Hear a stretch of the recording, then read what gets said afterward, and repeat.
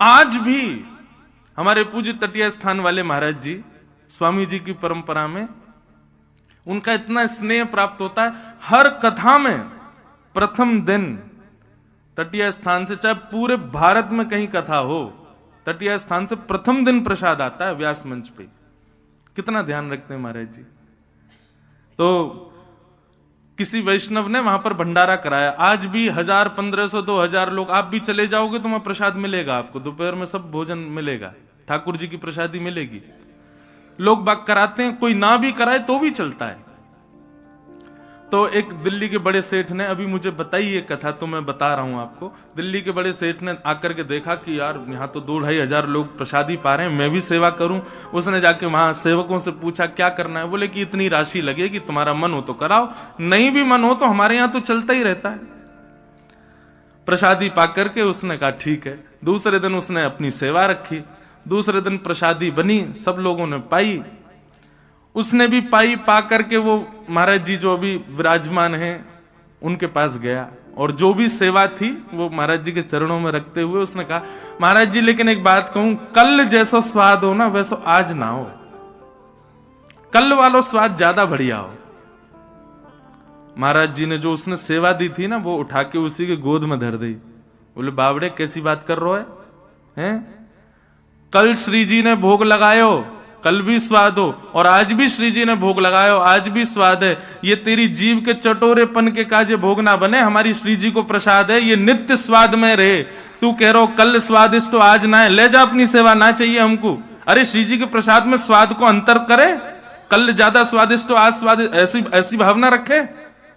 श्री जी के मुख से स्पर्श है कि आयो या को मतलब वो स्वादिष्ट ही है।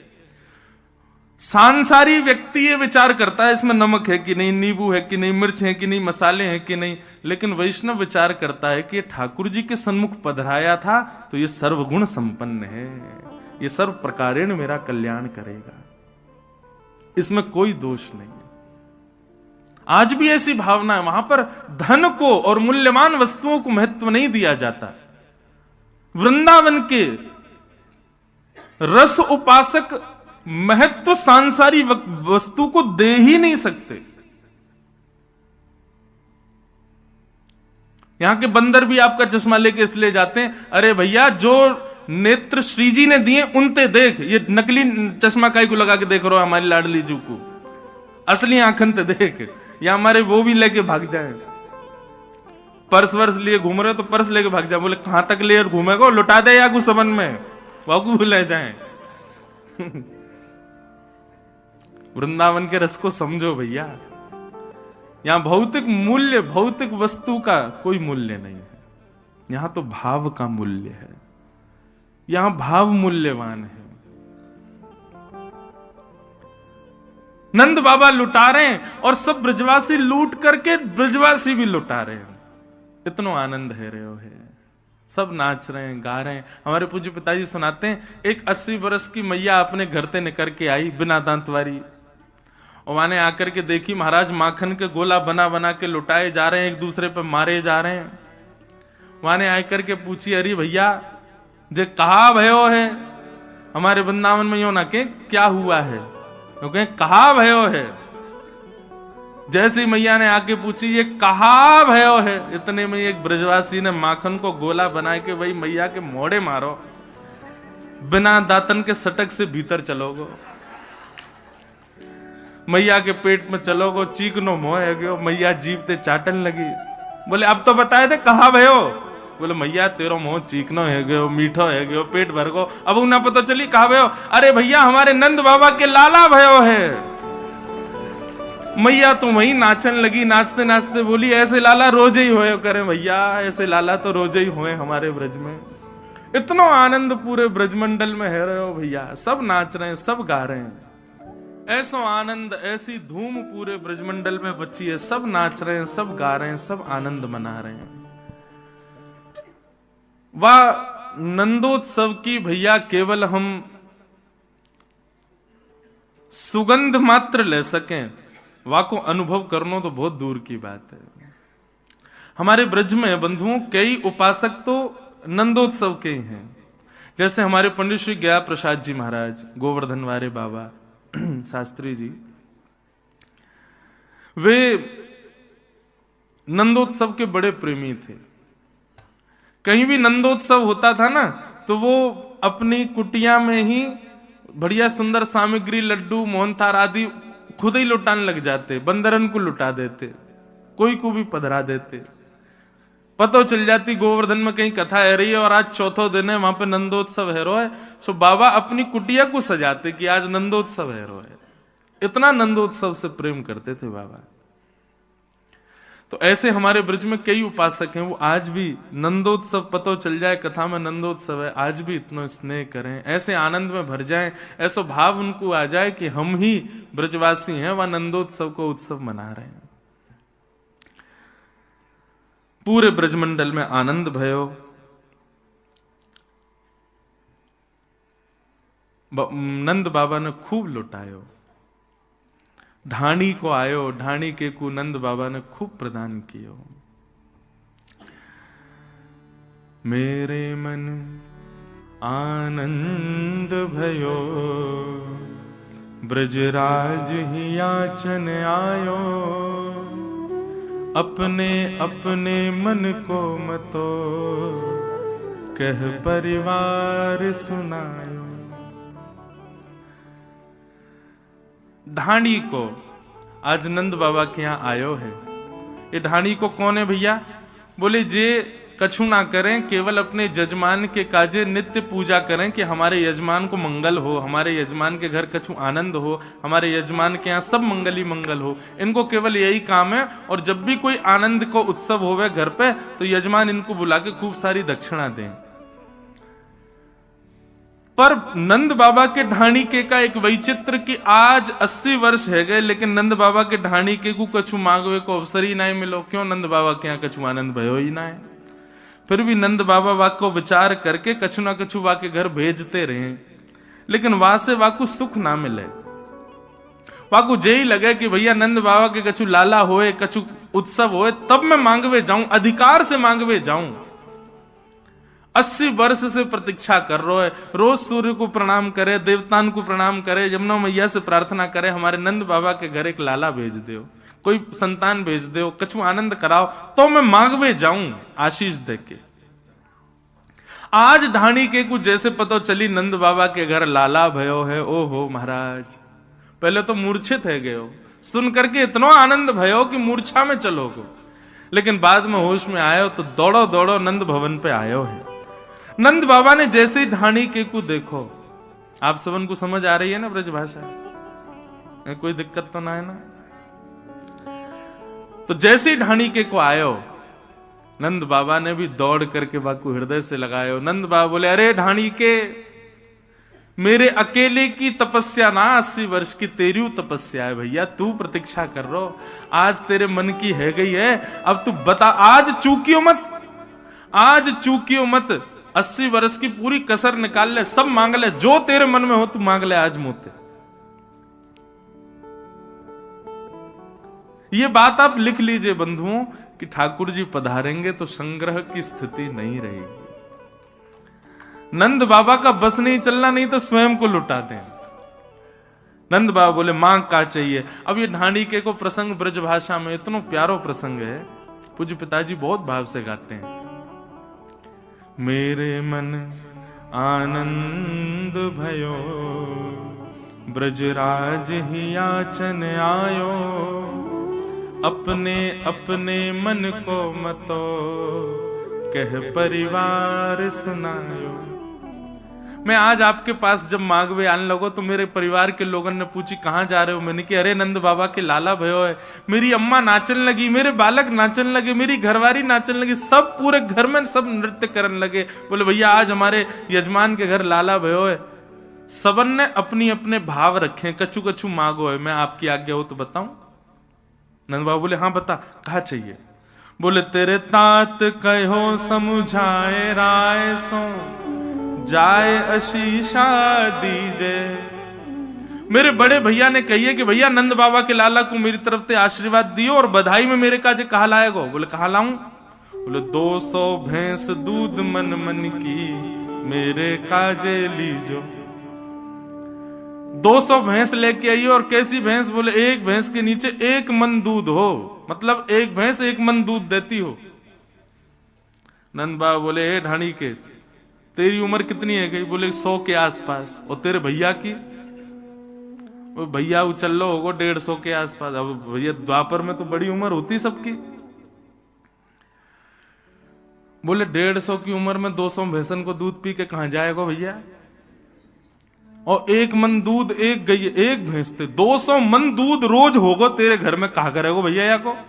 बोले व्यापार आदि करेंगे। बोले देख भैया, हम लोग सात्विक लोग हैं, भैंस वैंस ना पालें, हमारे घर पे भैंस तो है ना है, और दूर दूर तक ब्रजमंडल में कोई भैंस है ही ना है। ठीक है, तेरे भैया की ज्यादा ही इच्छा है तो कहीं से मंगवा के वाको भिजवा देंगे। ठीक है, 200 भैंस देंगे। और बता क्या चाहिए तो? बोले मैं अपने बड़े भैया की बात मान के आने लगो। इतने में ही तापाछे आछे समझाए तिनके जेठे भैया, वाके काजे दीजो बाबा सुभग 700 गैया। मेरो एक और बड़ो भैया है, वातु बड़ो भैया। नंद बाबू बोले बाकी उम्र कितनी है? बोले वो 200 साल को है गो। बोले वाह, 200 भैंसन को दूध ये बीचवारो पीवेगो, 700 गैया को दूध वो बड़ो वारो पीवेगो। 700 गैया चाहिए? बोले हाँ चल भैया, गैया तो हम देंगे। गैया तो तू चाहे 700 नहीं, तू 7000 ले जा। 9 लाख गाय है नंद बाबा के भवन में। ठाकुर जी अरे गेरे ना भय भैया, खूब सोने की चम्मच मुंह में आइए सीधे, ऐसे घर में आए ठाकुर जी। और लाल जी भैया विचार ना करें, तो हमारा विचार है। ब्रज के कोई भी व्यक्ति गरीब नहीं है, ब्रज पूरा समृद्धवान है। और समृद्धवान किस भाव से? ब्रज में धन लक्ष्मी तो महाराज लोटी पड़ी रहे ब्रजमंडल में, लक्ष्मी तो ऐसी ही लोटी भई है। ब्रज के लोग तो भाव और प्रेम के समृद्धवान है। ब्रज के लोगों में जैसो प्रेम है, सो कहीं ना मिलेगा आपको। तो वाके काजे 700 गैया दियो। अच्छा 200 भैंस है। मुनीम जी लिखते जाओ भैया, जो जो कह रहे हो सब देंगे याकू। बोले और बता? बोले मैं दोनों भैया की बात मान के आने लगो। इतने में ही मेरो बेटा बड़ो सुखदाई, तैसे ताके साथी, वाके काजे दीजो बाबा मत मदा तो हाथी। मेरो बेटा बोलो कि भैया मैं जाऊंगा नंद बाबा के लाला को आशीर्वाद देवे, लेकिन बाबा ऐसे ना जाऊंगा, तो अपने सखान के संग जाऊंगा। नंद बाबा बोले तो फिर बातें कहो, अपने सखान के संग आ जाए, पूरी टोली लेके आए, सब व्यवस्था कर देंगे हम।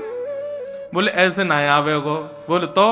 बोले वाने कहिए मेरे काजे एक मत वालो हाथी लेके आई हो, वहां पे आगे मैं बैठूंगा, मेरे सब सखा बैठेंगे, और नंद घनानंद भयो जय कन्हैया लाल की गाते भय हम आमेंगे। हमारे काजे एक हाथी लेके आएंगे। आहा, अच्छा देखो ढाणी को बोल रहा है और नंद बाबा लिखवा रहे हैं, और लाखों ब्रजवासी चारों तरफ बैठ करके सुन रहे हैं। और जैसे ही नंद बाबा ने कि हाँ भैया हाथी देंगे, तभी ब्रजवासी ने पंक्ति लिख दी, हाथी दीने। अभी घोड़ा तो आवेंगे आगे, रुको।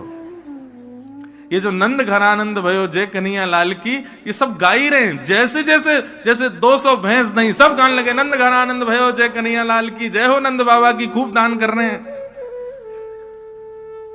गैया दई, भैंस दई, और हाथी दियो। बोले और बताओ और क्या चाहिए? आज का व्यक्ति इतना दान कर सकता है? इतने में डर जाएगा, भैया रुक जा, कोई हम पे लॉटरी थोड़ी लगी है जो लूट के ले जाएगा। लेकिन नंद बाबा कह रहे तू बोल तो जा, बस चुप मत होइयो, रुकियो मत, बोल और बता क्या चाहिए। बोले मैं बड़े बेटा की बात मान के आने लगो। इतने में मेरा छोटो बेटा आ गया, और छोटे बेटा ने कहा कही, बोले छोटो सुत चंचल अति मेरो, छोटो सुत चंचल अति मेरो, लाड़ चाव को जोड़ा, वाके काजे दीजो बाबा 10 है राशि घोड़ा। अब गाओ हाथी दीने घोड़ा दीने। अब अगली के काजे रुको, आगे देंगे। हाथी दिए, घोड़ा दिए, गैया दई, भैंस दई, 10 है राशि घोड़ा। मत वाले, आनंद वाले और बढ़िया दौड़वे वाले घोड़ा, 10 घोड़ा दियो। नंद बाबा बोले देंगे भैया, हाथी देंगे, घोड़ा देंगे, सब देंगे, और बता और क्या चाहिए? बोले मैं छोटे बेटा की बात मान के आने लगो, इतने में बड़े बेटा को अभी भी ब्याह भयो मेरे को। मेरी बहू आ गई घूंघट करके और कहा बोली, बेटा बधू लाज तजमो सो घूंघट मुख दे बोली। मेरे बेटा की बहू आई और आकर के मुंह से बोली, ससुर जी, पिताजी, मेरे पिताजी ने आपके लाला से मेरो ब्याह यामारे कियो क्योंकि आप नंद बाबा के ढांडी के हो। सबन ने यही कही मुंह से आके, अरे भैया नंद बाबा यजमान है या के घर में ब्याह कर ले, खूब आनंद में रहेगी, खूब सुख समृद्धि रहेगी, नंद बाबा खूब दान करेंगे। लेकिन आज इतने वर्ष मेरे ब्याह को हुए गए, आज तक कोई दान मुंह को दिखो ना है। आज नंद बाबा के लाला भयो है, पिताजी मेरे काजे कहा लाओगे? बोले बता बेटी तो को कहा चाहिए? बोले मेरी तरफ से लाला को खूब स्नेह करियो और नंद बाबा से जाके कहियो मैं उनकी भी बहू हूं, या मारे नख सिकसों गहनों सब ले हो, तीहर से ती चोली।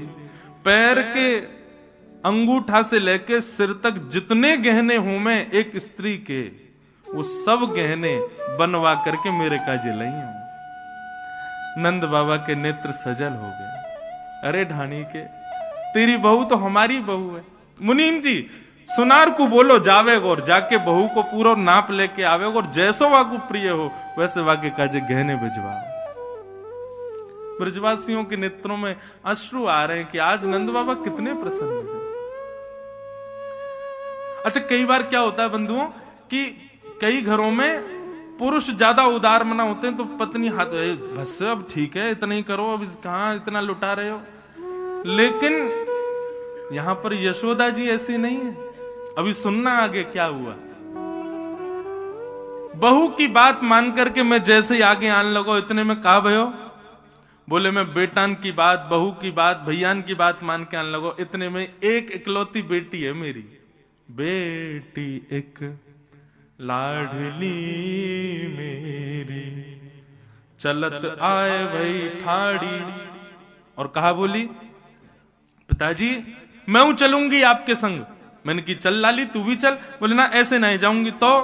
बोले सहित कहार पालकी ले हूं सोजो भरियो गाड़ी। नंद बाबा ते जाके बोलो सुंदर सी सोने की पालकी बनवावेंगे, 4 कहार उठावे वारे वाके सहित पालकियां भेजेंगे, तब मैं सज धज के पालकी में बैठ के तब जाऊंगी लाला से मिलवे। और वो पालकी सदा मेरे पास ही रहेगी, 4 कहार भी यही रहेंगे। ऐसा दान मांग के आएंगे। नंद बाबा बोले देंगे भैया, पालकी तुरंत निकलवाओ। एक सुंदर पालकी तैयार करी, 4 कहार तैयार। वो जाओ ढाणी के घर और या की लाली को बढ़िया लेके आओ, सब प्रेम से हमारे लाला को आशीष देवे आवेगी। तब ब्रजवासियों ने कहा पालकी दीनी, हाथी दीने, घोड़ा दीने और दीनी पालकी। पालकी प्रदान करी। अच्छा लाला और बता, और कोई रह तो ना गया तेरे घर में? बोले हाँ एक रह गया। बोले कौन? मेरी अम्मा, मेरी मैया। नंद बाबा बोले अभी बैठी है तेरी मैया? तू 100 वर्ष को, तेरो भैया 150, बड़ो भैया 200 वर्ष को, मैया कितने साल की होगी? बोले मैया तो अभी 400 वर्ष की है गई होगी। वाह। बिना दांत वाली मेरी मैया आई और आकर के मुंह से कहा बोली, माता कहो दही धर आगे, सुन बेटा मेरी सीख। मेरी मैया ने मेरे आगे दही को एक मटका धर दिया और मोते बोली मेरी बात सुन के जा। 80 बरस बाद आज नंद बाबा के यहाँ लाला भयो है। ऐसो दान मांगियो नंद सो, हम बहुरे न मांगे भीख। ऐसो मांग के आइयो, ऐसो मांग के आइयो कि जीवन में फिर कभी हमको मांगनो ना पड़े, नंद बाबा से कभी कछु कहनी ना पड़े। ऐसो दान मांग के आइयो। नंद बाबा बोले अरे भैया तेरी मैया की बात हम निश्चित मानेंगे, सब चीज दुगनी दुगनी करके देंगे। 200 नहीं 400 भैंस देंगे, 700 नहीं 1400 गैया देंगे, 1 नहीं 2 पालकी देंगे, 1 नहीं 2 हाथी देंगे, 10 नहीं 20 घोड़ा देंगे, सब चीज दुगनी दुगनी देंगे तो को। और कोई रह तो ना गयो? इतने में ढाणी को बोला हाँ हाँ सबन की बात है गई। इतने में यशोदा मैया बोली पीछे से, नहीं अभी एक रह गई है। तेरे बेटान की बात सुन लई, तेरे भैयान की बात सुन लई, तेरी लाली की बात सुन लई, बहू की बात सुन लई, मैया की बात सुन लई, तेरी घरवारी माने कछु ना मांगो। घरवारी को नाम सुनते ढाणी के नेत्र सजल हो। यशोदा मैया बोली एक सामग्री नहीं मिलेगी, पहले जे बता कि ढांडन ने कहा मांगो है, वानू तो कछु मांगो होगो। और ढाणिन की बात कहते हुए हृदय भर आया ढाणी का। उसने क्या मांगा? तब बोली मेरी घरवारी, नीके नीके जइयो। मैं सबन की बात मान करके जब अपने घर से बाहर निकल गए हो ना, तब मेरी घरवारी आई और आकर के मेरा हाथ पकड़ो और मुझसे कहा, बोली मैं 1 घंटा से देख रही हूं कोई 200 भैंस, 700 गैया, 2 हाथी, पालकी और सिर से पैर तक पूरे गहने, और जन कहा मांग रहे हैं। अरे नंद बाबा के लाला भयो है, कोई कुबेर को खजानो ना भयो जो इतनो मांग के आओगे उनसे। मेरी बात मानियो, नंद बाबा यदि थोड़ो दें बहुत कर मानो, पर लाज राख घर आई। यदि नंद बाबा एक तुलसी पत्र हाथ में धर दें तो वाकू भी पूरा संसार मान करके सिर से लगा करके घर आइयो, हमारी लाज रख करके आइयो, कुछ ज्यादा कहने की आवश्यकता नहीं है। ये बात सुनते ही नंद बाबा और यशोदा मैया दोनों के नेत्र सजल हो गए। ढाणी के को हृदय से लगा लिया नंद बाबा ने। ऐसो प्रेम, ऐसो स्नेह, ये ब्रजवासी हैं भैया। इनकी बात में कभी कभी आपको लग सके कि ये तेज बोल रहे हैं, इनके व्यवहार में कभी कभी आपको लोभ झलक सके, इनके स्वभाव में कभी कभी आपको ईर्ष्या झलक सके, लेकिन आप हमारी बात सत्य मानियो, ब्रजवासी बाह्य आवरण से लोभ, ईर्ष्या, द्वेष सब दिखावे, लेकिन हृदय से अत्यंत प्रेमी है। इसीलिए बांके बिहारी जी बिक गए इन ब्रजवासी के काज। ये व्यवहार में ऐसा कर सकें कि आपको लगे कि ये क्रोधी हैं, ये लोभी हैं, ये द्वेषी हैं, ये ऐसे बोल रहे हैं, ये अल्हड़ हैं, लेकिन हृदय से प्रेम को अगाध समुद्र है ब्रजवासी को। यही मारे श्री जगन्नाथ जी की भुजाएं खड़ी क्यों हैं? ये भुजाएं ऐसी क्यों हैं? ये प्रेम विगलित स्वरूप क्यों है श्री जगन्नाथ जी? जगन्नाथ जी पिघले हुए देवता हैं ब्रजवासियों की याद में। जब द्वारिका में रोहिणी मैया ब्रज लीला सुना रही थी कृष्ण पटरानियों को, उस समय कृष्ण, सुभद्रा और बलराम जी दोनों द्वार पर बैठ करके ब्रज की लीला सुन रहे थे, और लीला सुनते सुनते प्रेम की 10वीं अवस्था पार हो गई। आंखें पिघल गई, हाथ पिघल गए, पैर पिघल गए, पूरा अंग पिघल गया, और ब्रजवासियों की याद में दोनों भुजाएं खड़ी हो गई कि अरे भैया कोई लाओ इन ब्रजवासियों को मेरे हृदय से लगा दो। ब्रजवासी वल्लभ सदा मेरे जीवन प्राण, इनको ना ही बिसारी हो मोहे नंद बाबा की याद। तभी प्रकट हो गए श्री जगन्नाथ महाप्रभु। ये ब्रजमंडल के परकोटे में जितने ब्रजवासी हैं ना, इनके प्रेम के, इनके प्रेमी का स्वरूप है श्री जगन्नाथ जी का। ऐसा वर्णन आता है जगन्नाथ जी की लीलाओं में कि प्राचीन काल में जब इतने साधन नहीं थे ना, ब्रज से जगन्नाथपुरी पहुंचने में महीनों लगते थे, तो उस समय वृंदावन से यदि कोई ब्रजवासी निकलता था ना जगन्नाथपुरी के लिए, तो वहां मंदिर में बैठे हुए श्री जगन्नाथ जी का श्री विग्रह ऐसे झूमने लग जाता था अपने आप। और पुजारी जाकर के देखते जगन्नाथ जी झूम रहे, जाकर के निवेदन, जय जय आज कैसे झूम रहे हो? बोले अरे भैया बस कछु दिनान की बात है, एक ब्रजवासी मेरे दर्शन को आ रहा है, वाके काजे उत्तम व्यवस्था कर दो, वाके काजे भोजन की व्यवस्था कर दो। और सुनो, जब वो आवे ना, बाकी इनको तो दूर से दर्शन कराए दियो, लेकिन वह ब्रजवासी को चुपके तो मेरे हृदय से लाके लगाए दियो। मेरे हृदय की ताप तभी बुझे जब ब्रजवासी मुंह को हृदय से लगाए। ये परब्रह्म परमात्मा जगदीश्वर त्रिलोकी नाथ के शब्द हैं ब्रजवासियों के लिए।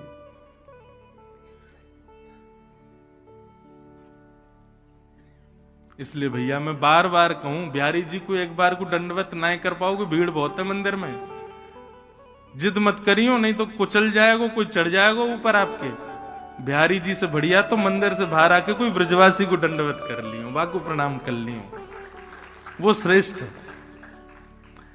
आप लोग बिहारी जी को अपने हाथ से भोग नहीं पवा सकते, तो कोई ब्रजवासी को बैठा लियो, सुंदर सुंदर पकवान बना के अपने हाथ से पवाई दियो और यही विचार करियो कि बिहारी जी पा रहे हैं। आप विश्वास मानो, ये ब्रजवासीन से जो आपको प्रेम बढ़ेगा ना, ठाकुर जी को प्रेम आपसे बढ़ जाएगा। मैं कभी कभी कथाओं में कहा करता हूं कि हमारी भक्ति पुष्ट हो रही है, इसको पहचाने कैसे? हम जो कर रहे हैं, हमारी जो भक्ति है वो सही मार्ग पर चल रही है, ठाकुर जी उससे प्रसन्न है, इसका पहचान कैसे किया जाए? तो दो पहचान है भैया। पहली पहचान, गौशाला में जाओ, गैया से यदि भय नहीं लगे, गैया के गौमूत्र गौ गोबर से घृणा नहीं हो, गैया को कुछ पवावे में आपको भय नहीं लगे, गैया से गले लगवे को मन करे, गैया की सेवा करवे को मन करे, वाक्य गौमूत्र और गौ गोबर के प्रति घृणा नहीं हो, तो समझो आपकी भक्ति पुष्ट है। और दूसरो, वृंदावन में बिहारी जी से ज्यादा ब्रजवासी प्यारे लगन लगे, तो समझो कि आपकी भक्ति पुष्ट है, आपकी भक्ति श्रेष्ठ है। ये ब्रजवासी हैं भैया।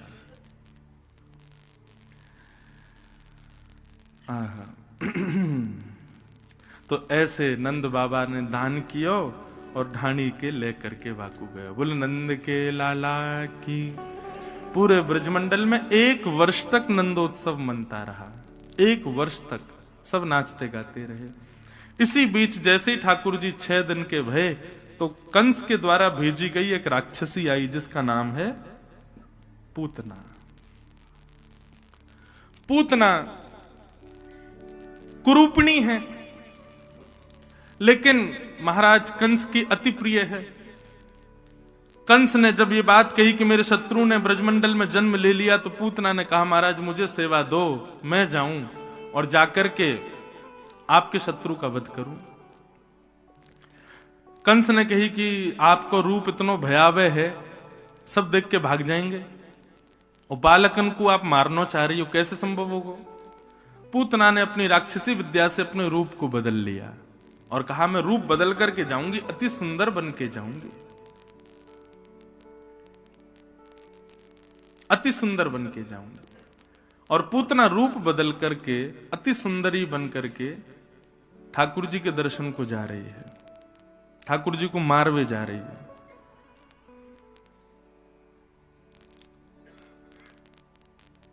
कि कंसेन प्रहिता घोरा पूतना बाल्यघातिनी शिशुंश्च चार निघ्नन्ति पुरुग्राम ब्रजादिषु। पूतना ने अपना रूप बदल लिया, इतनी सुंदर बन गई पूतना कि उसके रूप को देख करके अब सब आकर्षित होने लगे। बहुत ध्यान से सुनिएगा बंधुओं। पूतना ने 84 कोस ब्रजमंडल में 10 दिन के अंदर जन्म लेने वाले हर बच्चे को मार दिया। कैसे मार दिया? बोले उसके रूप को देख करके सबको लगता था अच्छे घर की होगी, सुंदर है, अच्छे वस्त्र पहन के आई है, अच्छी होगी, और सबने उसको स्वीकार किया और घरों में जाती, बालकों को खिलाने की भावना से अपने पयोधर का पान कराती, विष पीते ही बालक मर जाते। व्यक्ति का स्वभाव है बंधुओं कि हम लोग स्वरूप पर बहुत जल्दी रीझते हैं। स्वरूप और वस्त्र ये हमारे आकर्षण के केंद्र हो चुके हैं। आध्यात्म सिखाता है कि किसी के स्वरूप और आवरण पर ज्यादा आकृष्ट मत होइए। उसको परखने के लिए सबसे पहले उसके हृदय को देखिए, स्वभाव कैसा है। मैं तो स्पष्ट कहता हूं कथा में, किसी व्यक्ति को पहचानने 3 चीजों पर नजर डाल दें। देखो, अब किसी की परीक्षा लोगे तो निश्चित परीक्षा भाव से जाओगे तो वो अच्छा ही बनेगा आपके आगे। इसलिए 3 चीजों का ध्यान रखना। सबसे पहले उसकी आंखें देखना, नेत्रम। यदि नेत्र बहुत चपल हैं, चपल बोले तो बहुत मटकते हैं, कभी इधर कभी उधर कभी इधर इधर ऊपर नीचे, ऐसे बार बार भौएं मटकती हैं, नेत्र मटकते हैं, समझ जाना कि इसमें थोड़ी चतुराई है। नेत्रम। दूसरा परिचय है उसकी वाणी, वक्त्रम। शब्दों का चयन देखिएगा, सुनिएगा क्या बोलता है, किन शब्दों का प्रयोग करता है। उन शब्दों से पता चल जाएगा कि व्यक्ति कैसा है।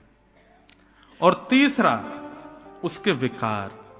वो जब बैठता है तो बैठता कैसे, चलता है तो चलता कैसे है, लेटता है तो लेटने की प्रक्रिया क्या है, खाता है तो मुंह कैसे चलाता है। अब ये सब अटपटे लगेंगी बातें, लेकिन भैया देखो, अगर सद संबंधी चाहिए तो इन 3 चीजों का विचार करो। नेत्रम वक्त्रम विकारेण, इन 3 चीजों पर ध्यान रखो। नेत्र गंभीर हैं, नेत्र स्थिर हैं, तो निश्चित है कि इसका हृदय भी स्थिर है। बहुजल्पिक नहीं है, कम बोलता है, अल्प शब्दों में ही अपनी बात रखता है, तो निश्चित है कि ये संबंध बनाने योग्य है। उसकी चाल चलन उठना बैठना सब सम है, समत्व है, सब में ज्यादा जैसे कई लोग सोफा पे भी बैठते हैं तो बड़े विचित्र बैठते हैं। एक महाराज मैं कहां तक कहूं, कथा भी सुनते हैं कई लोग तो ऐसे पढ़ के सुनते हैं, ऐसे पढ़ के सुनेंगे महाराज की जैसे लाट साहब बैठे हैं सामने। कई लोग घरों में भी ऐसे सोते हैं, ऐसे बैठते हैं, विचित्र उनकी स्थिति होती है। निश्चित है कि ये इन तीनों में यदि दोष है तो व्यक्ति में दोष होगा। इन तीनों पर विचार करो। पर हम लोग क्या करते हैं, हम तीनों पर विचार नहीं करते, हम केवल रूप देखते हैं और वस्त्र देख लेते हैं कि हाँ ये अच्छे हैं तो ये अच्छा ही होगा। हमारे वृंदावन में जाओ, हरिदासी परंपरा, हरिवंशी परंपरा के वैष्णवों को देखो, महाराज 2 जोड़ी वस्त्र उसी में ही पूरा जीवन निकाल लें। चंदन के पूरे मुंह पर ऐसे आप लोग क्रीम लगाओ, वो ऐसे पूरे चंदन ब्रजरज पूरे मुंह पे लगाए घूमते हैं, हाथ में नाम जप माला होगी। अच्छा, कई वैष्णव बड़े सुंदर बन के घूमते हैं। मैं थोड़ा कभी कभी बोल जाता हूं ज्यादा, लेकिन मुझे ऐसा लगता है वृंदावन में श्रृंगार का अधिकार केवल श्याम सुंदर और किशोरी जी का है। हमको तो सामान्य रहना चाहिए, हमको तो सहज रहना चाहिए। आप कहोगे महाराज जी श्रृंगार आप ही कहते हो, जिन भेषा मारो सांवरो रीझे में सोही भेष धरूंगी। अरे मतलब मीराबाई कह रही हैं ऐसे सहज बन के रहो, ऐसे सरल बन के रहो कि तुमको अपना श्रृंगार खुद ना करना पड़े। एक दिन श्याम सुंदर तुम्हारा श्रृंगार करवे आमे, किसी दिन लाल जी आमे। कुम्मन दास जी का एक पद है, बहुत सुंदर पद है। तू है सखी बड़ भाग बड़ी, नंदलाल तेरे घर आवत है। तू है सखी बड़, गाँव सब लोग ऐसी सखी बनो कि लाल जी घर आवे श्रृंगार करवे।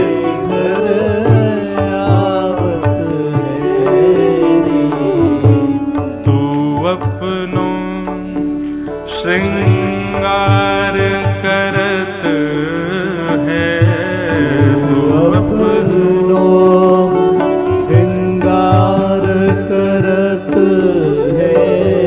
ये दर्पण हाथ दिखावत है, ये दर्पण हाथ दिखावत है। कितना सुंदर लगे हैं? हम श्रृंगार करें, कब श्रृंगार करें? तब तक श्रृंगार मत करो जब तक श्याम सुंदर हमको स्वीकार ना कर लें। मेरा अभिप्राय ऐसा नहीं कि पूरे बावड़े बने घूमो, नहीं, सामान्य रहो। ज्यादा श्रेष्ठ मैं दिखूं सबको, ऐसा भाव मत रखो। अरे श्रृंगार हम किस लिए कर रहे हैं? एक गृहिणी अपना श्रृंगार तब करती है जब उसका ब्याह हो जाता है, जब उसके प्रियतम उसके पास आ जाते हैं। हमारे प्रियतम आ गए क्या हमारे पास में? नहीं आए ना, तो फिर श्रृंगार क्यों? श्रृंगार को बचा के रखो। कब के लिए? बोले जब लाल जी आएंगे, जब राधा रमन लाल आएंगे, जब बिहारी जी जीवन में आ जाएंगे, वो हमको स्वीकार कर लेंगे, हमारे आगे दर्पण लेके बैठेंगे, तब हम अपना श्रृंगार करेंगे। तू है सखी बड़ भाग बड़ी, नंदलाल